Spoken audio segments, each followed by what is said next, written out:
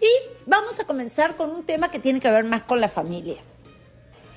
Muchas veces les he dicho que, y hemos conversado, de que lamentablemente, porque ojalá no fuera así, pero lamentablemente 7 de cada 10 parejas se separan. Es triste, porque las separaciones son tristes, pero a veces no queda otra. Entonces, estas parejas que se separan, generalmente volvemos, como ustedes comprenderán, a rehacer nuestra vida. Nos volvemos a casar y claro, te vuelves a casar y sobre todo si la otra persona ¿no? Tiene el mismo sueño que tú de tener un hijo juntos, ya pues tienes un hijo más. Pero ¿qué pasa cuando esos niños que no son hermanos de madre y padre tienen de repente que convivir? Hoy vamos a hablar de los hermanastros y aunque no vivan en la misma casa, el hecho de encontrarse todo el tiempo, hoy vamos a hablar de los hermanastros, una palabra que a mí no me gusta. Cuando el otro día mi hijito me dijo, mamá, Adriano es mi hermanastro, le dije, no, es tu hermano, hijo. Le dije, no, mamá, no es mi hermano, tiene 7 años. Entonces, claro, a mí es una palabra que no me gusta porque suena como en los cuentos esas de las brujas, ¿no? La madrastra y toda la cosa. Pero en realidad, sí, son hermanastros. Entonces, ¿cómo hacer? ¿Cuál es la clave para una buena relación entre hermanastros? Hoy nos acompaña la doctora Sarela Quiroz, psicóloga. ¿Cómo estás, Sarela? Hola, Laura. Gracias. Encantada. La verdad que cuando me invitaron, me dijeron el tema y me pareció lindo, ¿no? Me pareció un tema muy, muy importante y curiosamente el día de hoy, esos últimos días, he estado tocando bastante este tema, ¿no? ¿Qué hacer? Has mencionado el tema de los hermanastros y hay los tuyos, los míos y los nuestros, ¿no? Entonces, así es. Son dos familias y son dos familias que se van a integrar para formar una nueva familia y que en este caso, mira, tenemos costumbres diferentes, hábitos diferentes y que si es que cada uno de nosotros, de repente los adultos, los padres, estamos tratando de imponer nuestro estilo de crianza, nuestros hábitos de repente sobre los otros, vamos a terminar mal, ¿no? Y esto va a repercutir sobre los chicos. Ahora, los chicos normalmente tienen mayor disposición, ¿no? Para los cambios. A nosotros los adultos nos cuesta un poco. Y en realidad me veía pensando en la clave del éxito para que haya sobre todo una convivencia por lo menos saludable. Está mucho que ver, o sea, está muy relacionada con cómo lo manejemos nosotros los adultos. Totalmente, ¿no? Totalmente. Cómo lo manejemos. Mira, nosotros con mi esposo, por ejemplo, les cuento a ustedes, porque ustedes conocen mucho de mi vida y cómo ha sido la cosa, ¿no? Entonces yo que tengo también los míos, los tuyos, los nuestros, que de verdad no es lo ideal es mamá, papá e hijos y siempre lo voy a decir y siempre hay que luchar porque la relación funcione, pero cuando no se da, cuando las cosas terminan por X motivos y esto sucede, creo que sí los grandes tenemos una gran responsabilidad. En nuestro caso hemos hecho muchas cosas malas, hemos metido la pata en millones de cosas que bueno, al final tienen consecuencias que no son tan positivas, pero con respecto a nuestros hijos, siempre decimos que algo hemos hecho bien, porque nuestros 5 hijos, él tiene 2 del primer matrimonio, yo tengo 2 y tenemos uno en común, nuestros 5 hijos se aman y se los digo de verdad y del corazón, se aman, se buscan, se dicen hermanos, o sea, los hijos del primer matrimonio de mi esposo con los primeros míos no tienen ni siquiera medio lazo de sangre, sin embargo se adoran y cuando me escuchan a mí decir que tengo 3 hijos me dicen, mamá, nosotros somos 5, sí son 5 hijitos, pero Sati y Adriano tienen una mamá, les digo yo, que los adoro, los quiero, pero ya, entonces algo hemos hecho bien. ¿Qué hicimos bien, creo? Es no forzar, por ejemplo, situaciones, ¿no? Claro. No forzar las situaciones. Pero sí te entiendo, Sarela, y seguramente muchos de ustedes que pasan por esta situación se sentirán identificados. Es que por más que nosotros pongamos como pareja mucho de nuestra parte, sí vienen de 2 crianzas muchas veces totalmente diferentes. Así es. En mi caso, por ejemplo, se los cuento no porque quiera hablar de mí, sino para graficar un poco la situación. En mi caso, por ejemplo, una tontería les voy a contar, pero por ejemplo, yo siempre les decía a mis hijos que caminen descalzos porque a mí me han criado así, porque mi mamá decía que había que hacer contacto contacto con el suelo, con la tierra, que eso te carga de energía y no sé qué. Y mi esposo, es lo peor que puedes hacer, caminar descalzo. Ajá. Que no, que así ya haya una mínima basurita, se te pega a los pies y después vas a la alfombra, cualquier cosa, ¿no? Entonces, por ejemplo, esa tontería nos hizo tener muchas discusiones, porque yo le decía, desde chiquita he caminado, ni a mí me deja caminar descalza. Entonces yo le decía, ¿pero por qué? Entonces, sus hijos estaban criados de esa manera y los míos de esta otra. Claro. Y eso generaba discusiones. Claro. Y ojo que eso es una tontería. Hay cosas mucho más importantes. Cosas en realidad significativas. Y mira, acá no se trataba la solución, ahí me contarás cuál fue el punto, porque no se trataba de decir, ¿sabes qué? No, tienen que caminar con zapatos o con medias o lo que fuera. Y de repente que tú digas, no, definitivamente ustedes tienen que quitarse los zapatos o déjenos a nosotros caminar sin zapatos y ustedes caminen con zapatos, por último, ¿no? O sea, las dos posiciones son válidas. Me imagino que llegaron a un acuerdo para no seguir discutiendo con esto. Sí, yo creo que en esas cosas lo único que queda es que una de las dos partes cedan. Sí. Entonces, siempre nos dicen que hay que escoger las cosas por las que nos vamos a hacer rollo, ¿no? Sí. Entonces, en esas cosas que a mí, sin embargo, me gustaban un montón, yo decidí ceder. Y le dije, bueno, en esto puedo ceder. O sea, si a ti te molesta que estemos descalzos, a mí me encanta, pero ya, en esto cedo. A partir de hoy todos andamos con sandalias en la casa, ¿no? Ojo, botas, sandalias. Pero en otras cosas sí cuesta. ¿Y cómo se hace en ese caso, Zarela? Cuando no nos ponemos, de repente, por ejemplo, vamos a algo un poquito más, te voy a consultar, no es mi caso, pero voy a consultar. Por ejemplo, supongamos que los hijos de tu pareja dicen lisuras todo el día. Ya. Y los míos no, siempre me llevo la mejor parte. Ya. Y los míos no, o viceversa, ¿ya? ¿Qué se hace en ese caso, por ejemplo, no? Es algo que ya está muy marcado y ya está muy aprendido, ¿no? Eso puede generar graves discusiones. Sí, cierto. Mira, voy a tomar como referencia los dos ejemplos, ¿ya? Hay situaciones en las que nosotros tenemos que tratar de llegar a un acuerdo o uno de los dos ceder.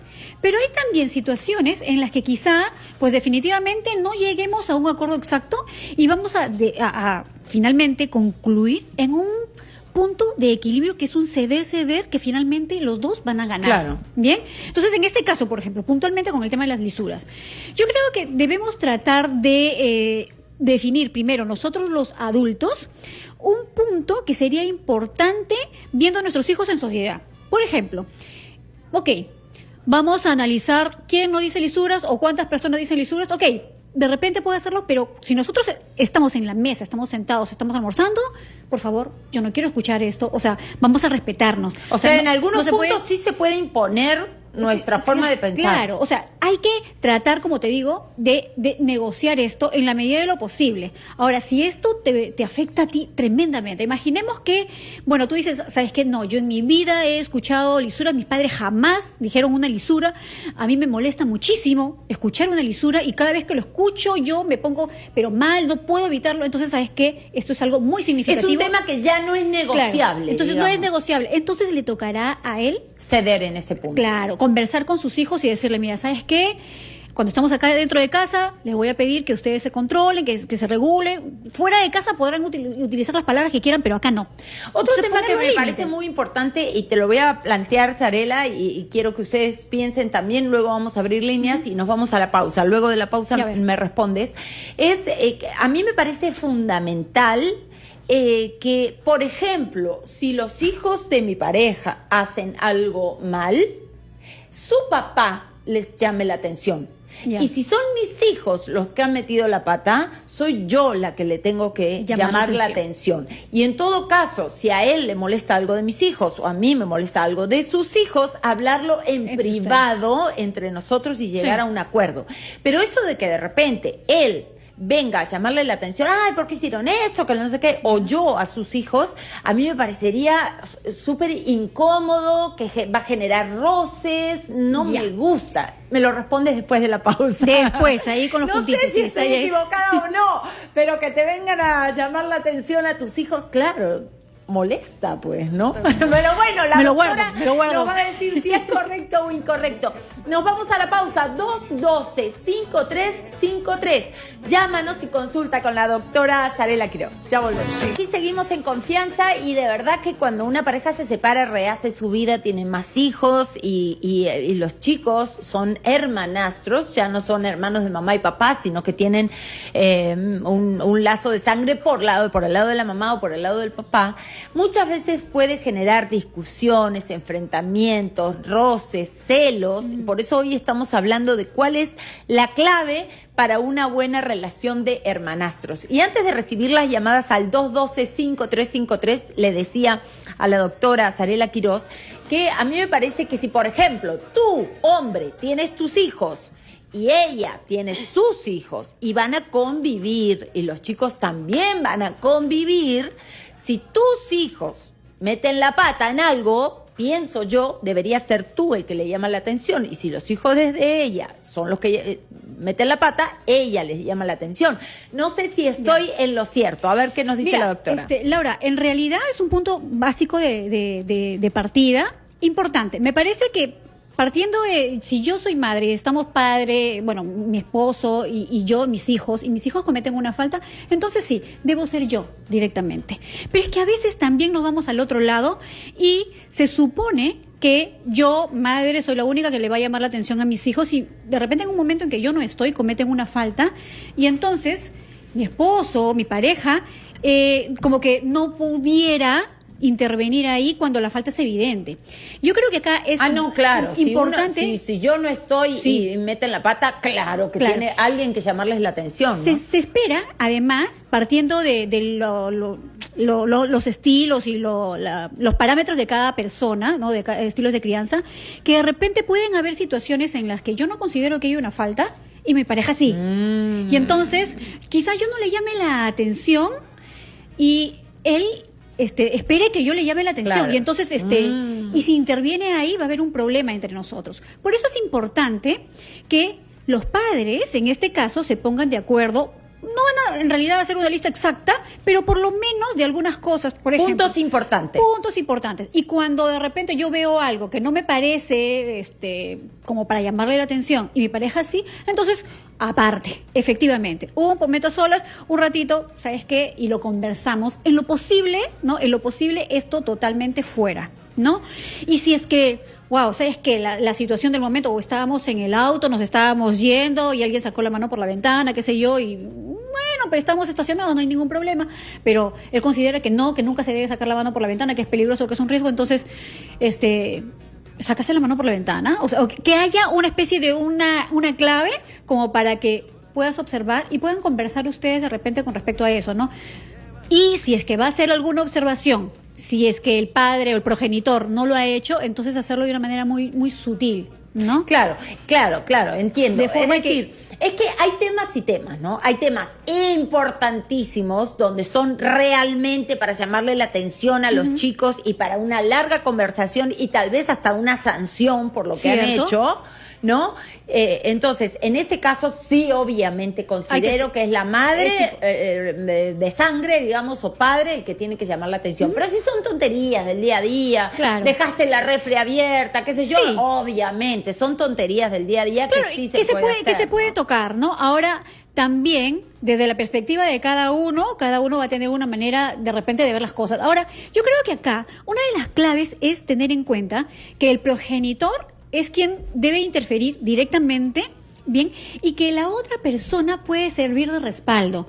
La relación más bonita que se suele dar normalmente cuando hay una familia, en este caso reconstituida, en estos casos es que mi padre o mi madre es la persona que siempre pone los límites o que me va a llamar la atención. Y la pareja de mi papá o de mi mamá finalmente es mi amigo. Él cuando conversa o ella cuando conversa conmigo, me conversa de una manera diferente. O sea, no me sanciona con la misma energía de repente que lo hace mi papá o mi mamá, pero sí comparten el mismo punto. Y mira, algo simpático.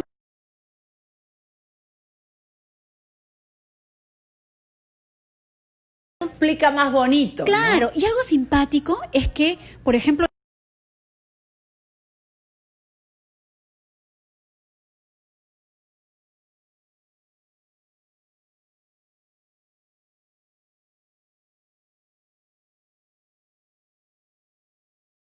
en situaciones así, le tienen más confianza a veces a la pareja de mi papá o de mi mamá.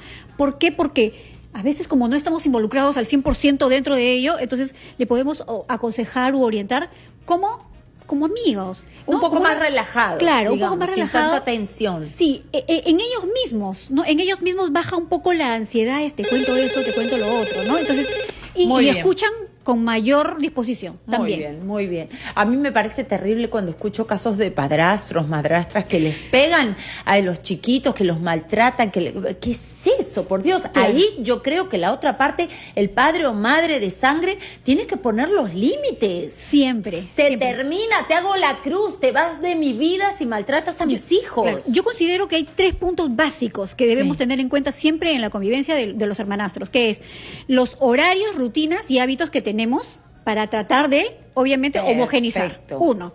2, figuras de autoridad. Es decir, cuáles son los roles, mis roles, y qué es lo que yo espero de mi pareja, y esto lo conversamos nosotros, para que no haya ningún atropello u omisión.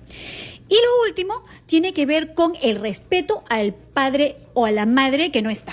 O sea, jamás en mi casa yo voy a permitir que se hable mal de la madre. Pero o sea, por es que pasa que supuesto. a veces como están separados, entre padre y madre no hubo una buena relación, por eso se separaron. Pero y los a veces chicos no tienen nada que No, ver. claro, pero me refiero a que el mismo niño o la niña hable pestes de papá o mamá, porque está molesto y entonces piensa dentro de su fantasía que acá yo puedo hablar mal porque mi mamá o mi papá es un loco o una loca. Entonces, no permitir eso tampoco, porque estamos dando pie a una falta de respeto. Entonces, definitivamente hay respeto acá. Muy bien, tenemos muchísimas llamadas al 212-5353. Está Vilma. Hola Vilma, ¿cómo estás? ¿Cómo estás, señorita Laura Vilma, Bolín? ¿cómo estás? Cuéntanos. Muy guapa como siempre. Gracias, Vilma, muchas gracias. Cuéntanos, ¿cuál es tu consulta? Yo he vivido con un hermano, pero ¿qué pasa? Que mi hermanastro venía porque su papá se lo quitó a mi mamá. Entonces, cuando venía mi hermanastro a mi casa, él venía un poco triste, venía porque no se sentía bien de que lo mandaba de vez en cuando y nosotros queríamos tenerlo en casa, pero su papá le hablaba mal de mi mamá, que tu mamá sí, que tu mamá sí. Entonces, él venía con cierta rebeldía, con cierta cólera, a vernos a nosotros que estábamos bien, y él, su papá lo tenía con la madrastra, que la madrastra le pegaba. Entonces, él quería quedarse en la casa, su papá no quería, la madrastra no quería. Entonces, nosotros queríamos entablar una familia, pero no se podía, porque cada vez que venía, su papá lo llenaba de cosas en la cabeza, y la mamá, la señora también, y mi mamá le decía que era mentira, pero él le quería a su papá, porque él estaba viviendo con su papá. ¿Y eso cuánto fue? ¿Hace cuántos años fue, Vilma? Yo le estoy hablando de eso ahorita tengo yo 70 años, era cuando tenía 23, 24 años. Él de chiquito se lo mandaba a su papá, pero con cierta, le decía, no vas a obedecer a esa señora porque es mala, habla con tus hermanas, pero no le obedezcas nada. ¿Y cómo no está obedecía, él hoy? Me miraba. ¿Vive tu hermano? Pero ¿vive? ahora ya adulto se ha dado cuenta y ya me parece que ya las cosas están ya pues hechas, ¿no? Y él quedó viviendo con su papá y nosotros hemos quedado separados, pero siempre yo me comunicaba con él, lo llamaba todo, pero no había ese cariño. Yo le tenía cariño, pero él siempre, que por usted mi mamá me ha dejado, por usted, porque el papá le inculcó eso de niño. Sí. Gracias, Vilma, muchísimas gracias. Y es un punto importantísimo que justo estábamos, de repente, un hilo que estábamos dejando ahí en el aire, ¿no? Y que se trata de, en este caso hemos hablado de las personas o los medios hermanos o los hermanastros que conviven juntos, pero aquellos que no conviven, de repente, y que se dan una situación en la que existiera cierta competitividad en las madres. Entonces, los mismos puntos siempre, ¿no? Hay que considerar que el hijo que viene de repente a la casa de papá y mamá, ¿no? Perdón, de la nueva pareja de papá o la nueva pareja de mamá, viene a adaptarse a un entorno que no es necesariamente de él y que hay que cuidar muchísimo las palabras, los mensajes, y vuelvo a recalcar acá, el respeto es muy, muy importante. Decía al comienzo, por más rivalidad que pudiera haber entre los grandes, la pareja, la expareja, lo que sea que puede suceder, pensar siempre primero en los chicos. Claro, no podemos ser tan egoístas. Y lo podemos marcar de por vida. Sí, tan tóxicos. Mira, no es novedad encontrar tanta rivalidad entre hermanastros de repente, ¿no? Mucho depende de la manera en cómo lo manejemos y podemos encontrar realmente un amor muy grande. Te cuento así en resumen, algo pequeñito, ¿no? Yo tengo la dicha de tener un hermano que cuando era pequeño decía, somos medios hermanos, ¿no? Yo digo, no puede ser medio hermano porque es o la mitad de arriba, la mitad de abajo, la derecha o la izquierda, somos hermanos total, al 100%. Él adora a mi madre lo adora y todos lo adoramos, ¿no? Y lo curioso fue que en un momento, por ejemplo, en una etapa, normalmente tú te refieres a tu padre o a tu madre como mi papá, mi mamá. Cuando llegó él, dejó de ser mi papá y mi mamá para convertirse el papá y la mamá. Y no nos dimos cuenta porque fue en automático, porque fue la inclusión. Siempre se mantuvo el respeto. ¿Qué hicieron bien? Tus papás. Yo creo que mucho mucho tiene que ver la manera en cómo lo maneja el adulto comprometido, los adultos comprometidos. ¿No? ¿Por qué? Porque si yo veo que mi madre de repente se indispone o normalmente habla muy mal o pestes de la otra persona y viene su niño, entonces claro. Ya ahí existe un problema. No, claro. Al margen de todas las diferencias, siempre respetar la madre, el padre de este niño. Son personas respetables. Por supuesto. Y transmitirle lo mismo al niño. Ahí Por hay un amor supuesto. grande y se puede desarrollar un amor grande y definitivamente peleas como siempre entre los Sí, hermanos. vamos con la pero no más última allá. llamada, Sarela, porque se adelante. nos ha terminado el tiempo. Está Ricardo en la línea. Ah, ya, me dice que pobrecito, lo hicimos esperar mucho. Perdón, Ricardo, mil disculpas. Bueno, para cerrar, ¿cuál es el mensaje claro que le podemos dar a todas las personas que pasan por esta situación de los míos, los tuyos, los nuestros, donde hay niños que son hermanos por parte de mamá o de papá, y sobre todo en los casos en los que hay sí roces, mala onda, mala vibra, y eso digamos que hace que no se pueda formar una familia feliz? Sí. Vamos a partir del ideal de cada padre. Cuando tiene un hijo busca lo mejor para él. Y lo mejor para él es tener salud emocional. Y la salud emocional va a tener mucho que ver conmigo, con cómo yo maneje las cosas.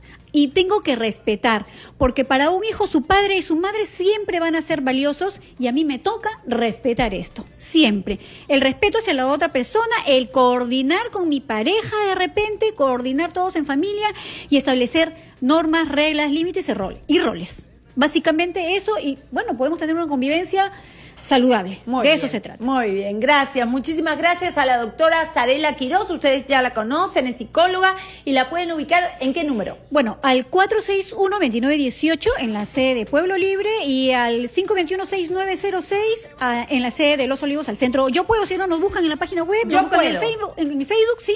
Yo puedo comunidad y yo puedo psicología integral para todas las atenciones. Muy bien, gracias, A ti, Sarela. Laurita.